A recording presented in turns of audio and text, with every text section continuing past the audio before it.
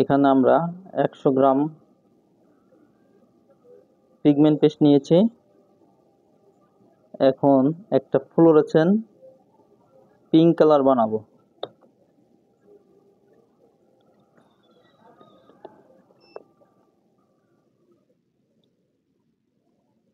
এটার মধ্যে অল্প একটু পিগমেন্ট ডাস্ট দিয়ে দিলেই ফ্লোরোসেন্ট পিঙ্ক কালার হয়ে যাবে।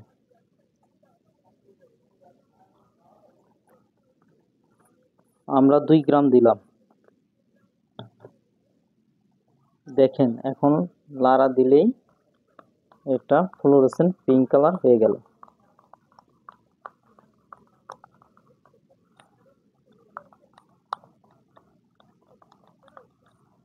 এটা হলো pigment pink colour, fluorescent pigment pink colour. ধন্যবাদ সবাইকে।